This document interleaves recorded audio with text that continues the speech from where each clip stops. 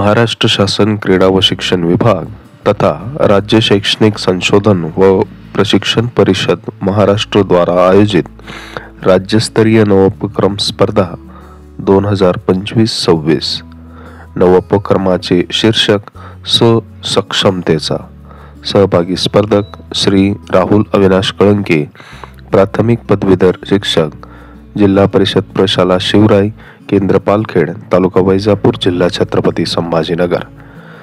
सक्षमतेचा ह्या नवोपक्रमासंदर्भात हा पहिला व्हिडिओ आपण या ठिकाणी तयार केलेला आहे। या व्हिडिओमध्ये एकूणच आपण ह्या नवोपक्रमाची तोंडओळख करून घेणार आहोत। त्यामध्ये नवोपक्रमामध्ये राबविल्या गेलेल्या विविध कृतींचा आढावा, त्याचप्रमाणे नवोपक्रमाचे उद्दिष्ट नेमकी काय होती याची सखोल माहिती आपण ह्या पहिल्या व्हिडिओमध्ये घेणार आहोत।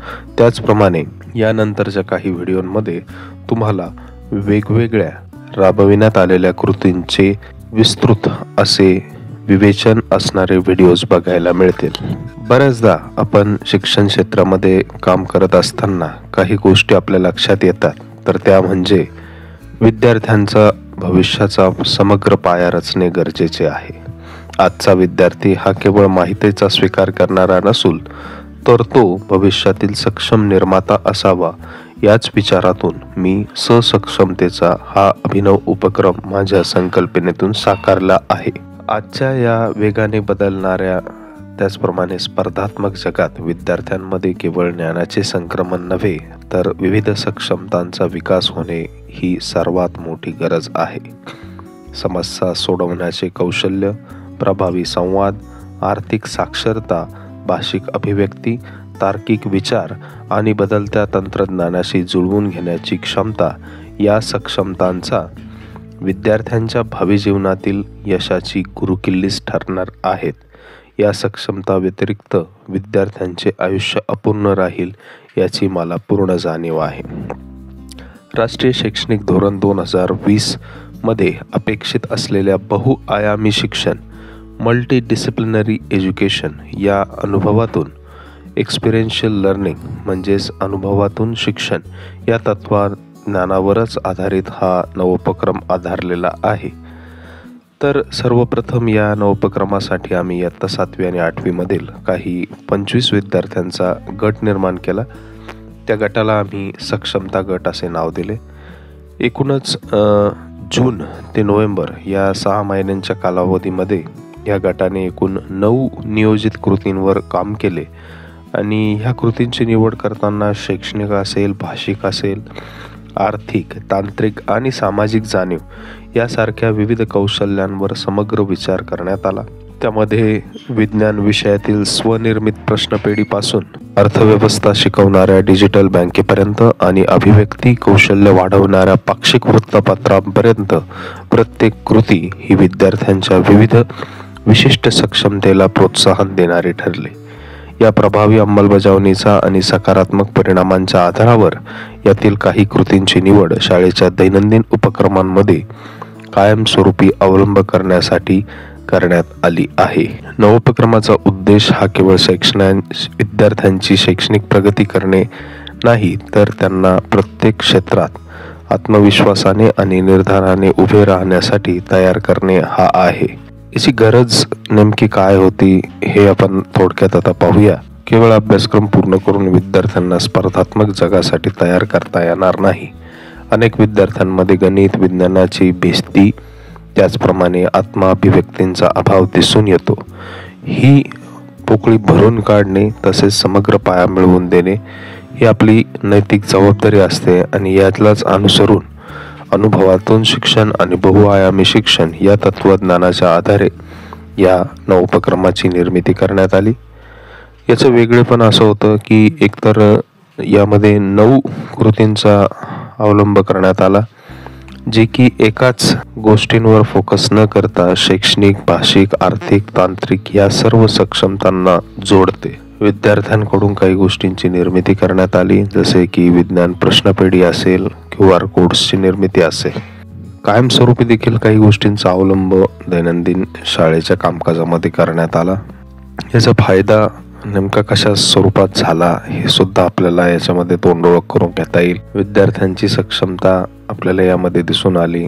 आत्मविश्वास, आत्मनिर्भरता, समग्र कौशल्ये प्राप्त झाली. ज्ञानाचे उपयोजन करण्याची सवय लागली. उदाहरणार्थ आर्थिक साक्षरता असेल, तार्किक विचार असेल, अखंड अभ्यास करण्याची सवय लागली. शाळेला याचा फायदा असा झाला की शाळेत सक्रिय अध्ययन संस्कृती निर्माण झाली. NEP 2020च्या अंमलबजावणीचा एक मजबूत आणि सिद्ध झालेला आराखडा तयार झाला आणि शालेय कामकाजात कायमस्वरूपी बदल झाला. पालक आणि समाज यांच्यासाठी नियमित प्रगती अहवाल मिळाल्याने पालकांचा विश्वास आणि शाळेतील उपक्रमांमध्ये सहभाग वाढावा म्हणून मुलांना तंत्रज्ञानाचा सकारात्मक वापर शिकायला मिळाला. उपक्रमाची उद्दिष्टे आता आपण पाहूया. सक्षमतेचा या उपक्रमाची काही उद्दिष्टे. सक्षमतेच्या गटातील म्हणजेच इयत्ता 7वी 8वीच्या विद्यार्थ्यांमध्ये समग्र आणि बहुआयामी कौशल्य विकसित करणे. तार्किक विचार क्षमता, समीक्षात्मक कौशल्य आणि प्रभावी भाषिक अभिव्यक्ती सक्षमता अधिक दृढ होणे.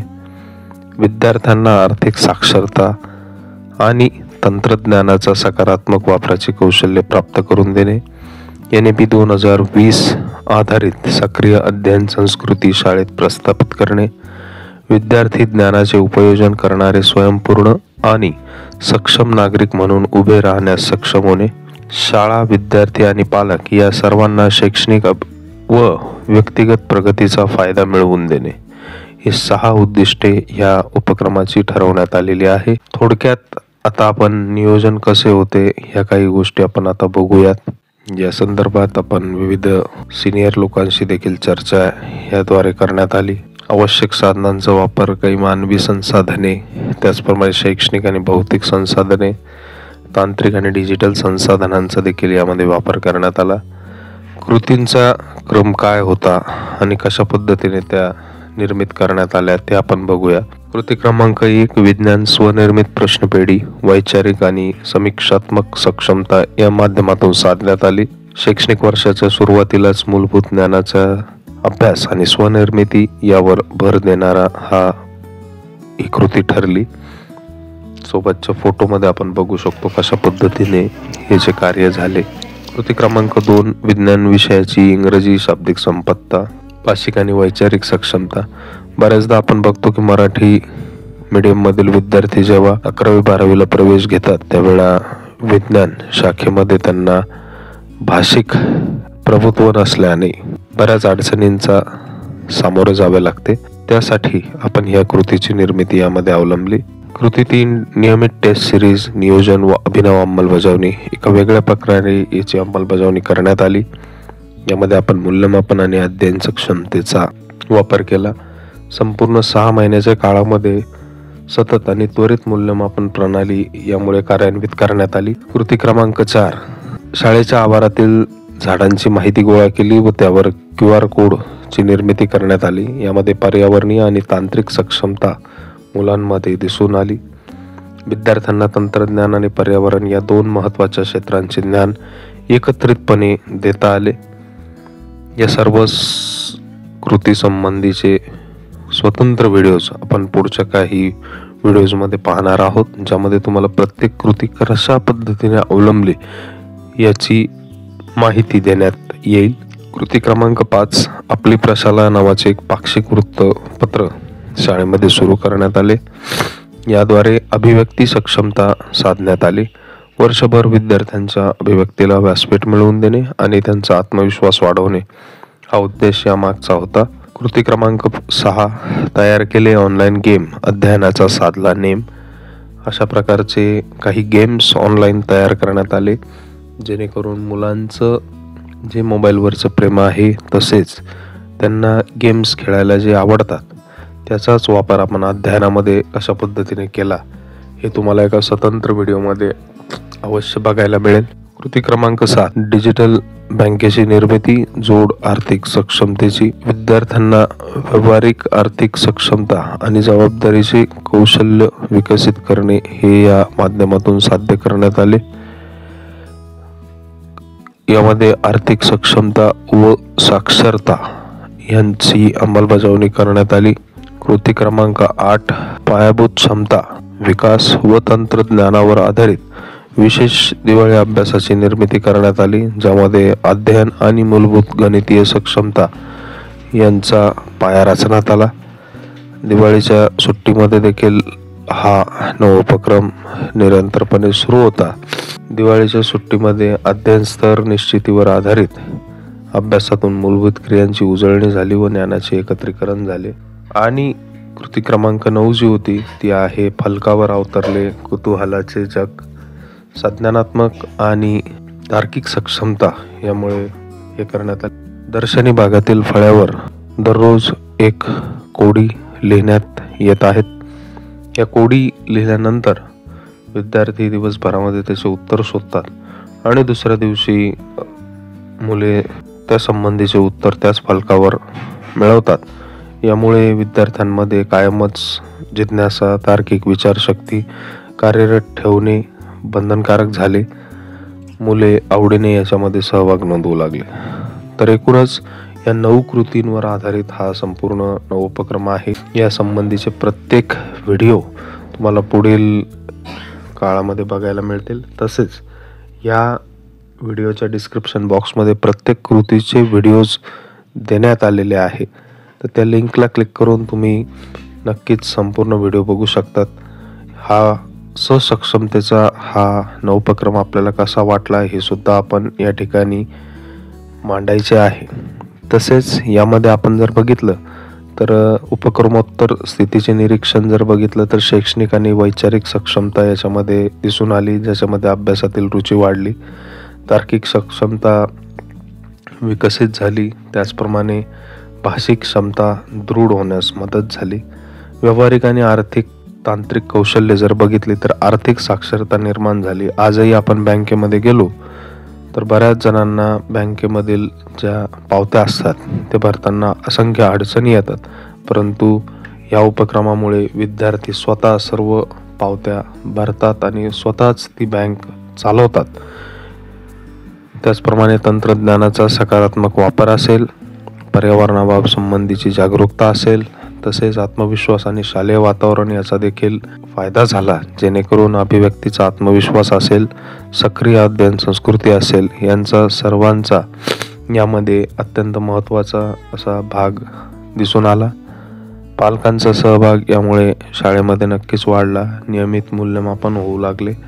पालकांना या संबंधीचे मेसेजेस घरी जाऊ लागले आणि त्यामुळे त्यांना देखील या गोष्टी समजू लागल्या. तर या निरीक्षणातून असे सिद्ध होते की सक्षमतेचा हा नवोपक्रम त्याच्या सर्व 6 उद्दिष्टांमध्ये यशस्वी झाला असून विद्यार्थ्यांच्या समग्र आणि शाश्वत विकासासाठी तो अत्यंत प्रभावी ठरलेला आहे. आपल्याला हा नवोपक्रम कसा वाटला हे नक्कीच आपण कमेंट सेक्शनमध्ये मेन्शन करावे.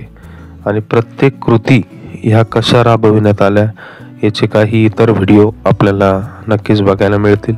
हा व्हिडिओ फक्त नवोपक्रम जो आहे त्याच्या एकंदरीतच तोंडओळख आपल्याला म्हणता येईल. ती तोंडओळख आपण या व्हिडिओमध्ये केलेली आहे.